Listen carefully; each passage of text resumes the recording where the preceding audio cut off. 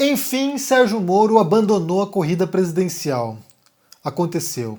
Foi ontem e o Sérgio Moro ele fez uma manobra que foi basicamente o trem fechando a porta, ele pulou para fora e embarcou em outro trem. Ele abandonou o partido Podemos, sem avisar o partido, abandonou o Podemos e se filiou ao União Brasil, que é uma fusão, né, uma junção dos partidos PSL, o partido pelo qual o Bolsonaro se elegeu, que inclusive ainda consta com vários bolsonaristas lá, e basta pensar, né, que ao longo do mandato do Bolsonaro esse partido rachou e daí ficou uma ala pró-Bolsonaro e uma ala contra o Bolsonaro. Então o PSL se fundiu com o DEM e tem grandes chances de se tornar aí o maior partido na Câmara dos Deputados nessa próxima eleição. E aí o Sérgio Moro abandonou o Podemos, abandonou a pré-candidatura à presidência e agora ele vai para o União Brasil, possivelmente para concorrer a uma vaga como deputado federal. E aí tem uma outra estratégia por trás disso, né? Essa história do Sérgio Moro deixar a corrida eleitoral, a gente já havia anunciado isso aqui em janeiro, se não me engano, porque já era uma história que circulava, que eles esperariam até março para ver se o Sérgio Moro conseguia passar da casa dos 10% e aí avaliariam se compensaria ou não continuar na pré-candidatura ou na candidatura à presidência. Não conseguiu fazer isso. O Sérgio Moro bateu num teto ali de 8% e não conseguiu passar disso e agora ele abandona. Havia também especulação de que isso aconteceria com o Ciro Gomes, que chegado um certo momento, que percebendo que não tinha chances de avançar, de crescer mais, que o Ciro Gomes também deixaria a corrida. Por enquanto, o Ciro Gomes ainda está insistindo. É a pícara sonhadora, né? Ainda acredito que pode ter alguma chance. Mas o jogo se define como aquilo que a gente já havia apontado, não parece que tem uma saída para isso. O jogo será entre Lula e Bolsonaro, a não ser que algum dos dois deixe a corrida eleitoral por alguma razão. Não me parece que será o caso, mas o jogo será esse, Lula versus Bolsonaro, e as peças estão se movendo, né? Agora resta saber para onde esses 8% do Sérgio Moro vão migrar. Se vão migrar uma grande parte para o Lula, se vão migrar uma grande parte para o Bolsonaro, se vão para outro lugar.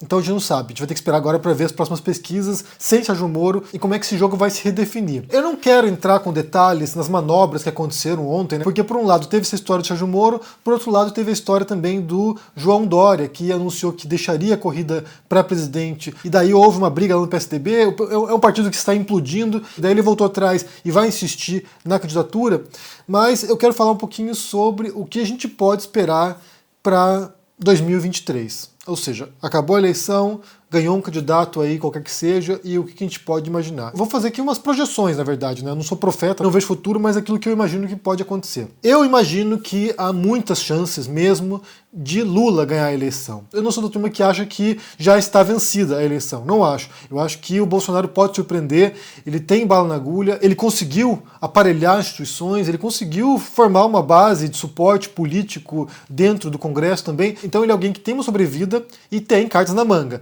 Então não acho que a gente possa subestimar o Bolsonaro do mesmo modo como a gente não podia subestimá-lo em 2018.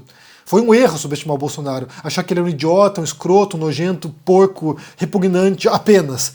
Não, foi um erro, foi um erro. Os brasileiros deveriam ter levado a sério essa ameaça e não levaram. Então, não dá para subestimar o Bolsonaro nesse ano também. Embora o Lula venha despontando nas pesquisas, venha liderando as pesquisas, mas o jogo ainda está acontecendo. Até que o juiz apite o final da partida, ainda está acontecendo. Então, é preciso levar a sério a situação e há mais estratégias para isso. E daí, por outro lado, já falei anteriormente sobre isso, mas vale repetir, não basta apenas eleger um presidente. A política se dá em vários âmbitos, né? E o Congresso é importantíssimo também. Quando, por exemplo, o Sérgio Moro faz essa manobra agora, né, de deixar a corrida presidencial e vai se candidatar para deputado federal, isso tem a ver, em grande parte, com o modo como se dá o jogo para o legislativo. Porque o que acontece? Os partidos acabam optando, né, por alguns nomes mais influentes, alguns nomes mais conhecidos, ou por personalidades mesmo, né, artistas, pessoas famosas, para integrarem suas fileiras, porque o modo como os deputados são eleitos é proporcional. Então, assim, não entra necessariamente quem teve mais voto. Porque se um partido, por exemplo, tiver um deputado que teve muitos votos, 1 milhão de votos, por exemplo, esses votos desse deputado, eles vão ser distribuídos para outros deputados da legenda. Então, sim, você vota em grande parte num político, mas também você vota no partido daquele político. Daí você tem um deputado como o Eduardo Bolsonaro, ou como o Sérgio Moro agora, né, integrando o União Brasil, ou, por exemplo, o Guilherme Boulos. Essas pessoas podem puxar muitos votos para o seu partido. Então, sim, o Guilherme Boulos vamos supor que tem uma votação expressiva como deputado, ele vai puxar muita gente do PSOL com ele.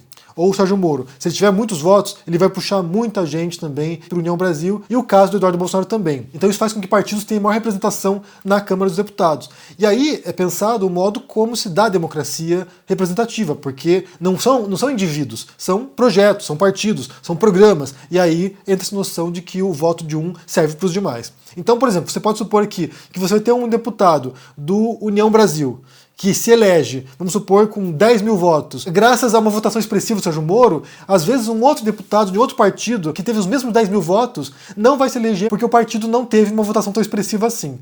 Então é como se dá esse jogo. Então a gente pode imaginar, nesse cenário, Lula vencendo a presidência, que haverá uma Câmara dos Deputados bastante hostil ao Lula, bastante hostil ao PT.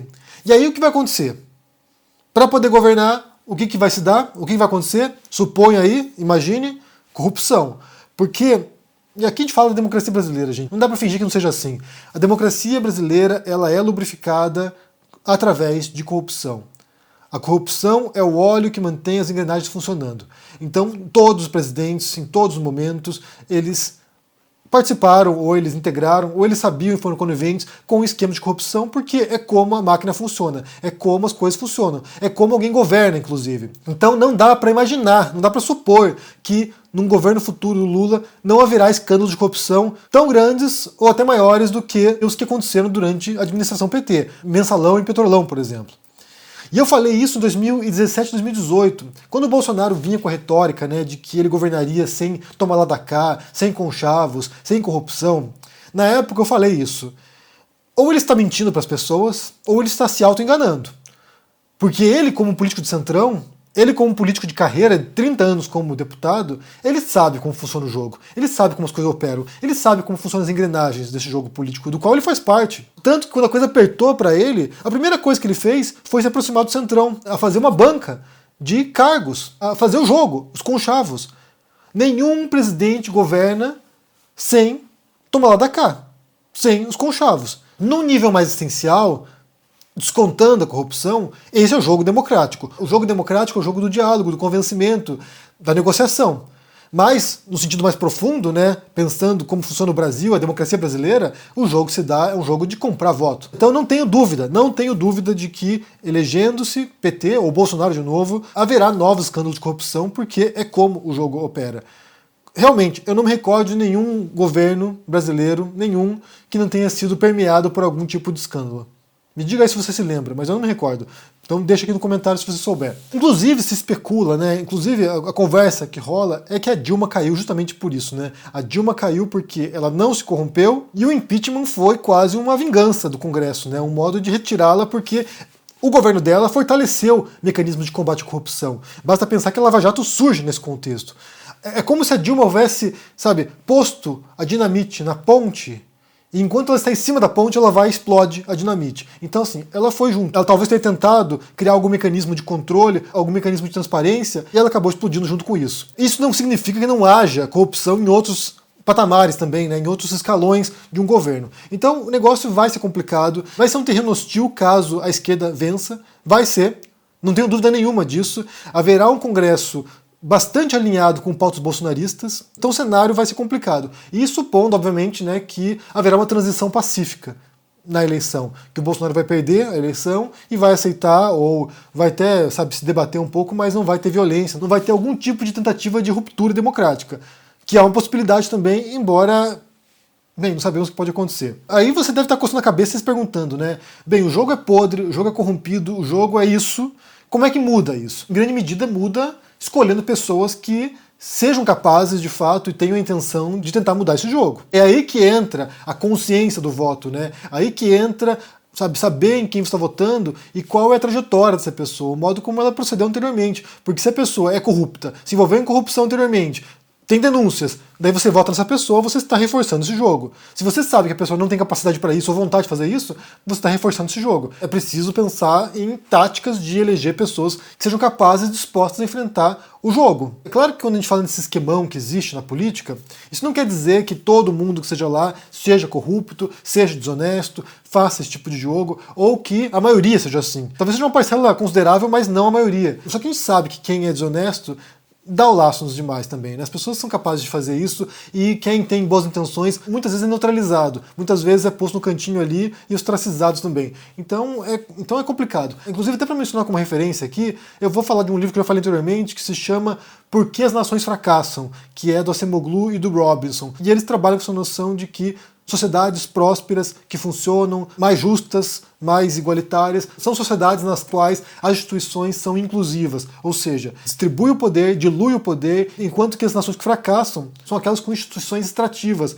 ou seja, instituições que concentram o poder, concentram o dinheiro e apenas uma elite, apenas um grupo muito pequeno se beneficia disso. E o Brasil é um modelo extrativo, né? Basta pensar que você tem oligarcas no Brasil, não dá pra dizer que não tenha também. Tem oligarcas, tem dinastias familiares de políticos, tem, sabe, clãs que controlam a política brasileira e visa, em grande parte, perpetuar sistemas de privilégio, de controle, de dominação, de opressão. Então é muito difícil mudar esse jogo, mas é preciso insistir na possibilidade de que certas figuras, ou certos grupos, ou certos partidos poderiam fazer isso. Poderiam fazer isso se houvesse uma conjuntura apropriada para isso. É claro que também tem que separar aquilo que é possível daquilo que é ideal, daquilo que acontece. Então dá um certo desamparo nas pessoas, saber que é um jogo, sabe, de cartas marcadas, um jogo que está manipulado, mas é aí que entra de fato, como eu disse, a consciência política. É de você escolher candidatos que vão te representar os seus interesses, mas que também tenham a disposição de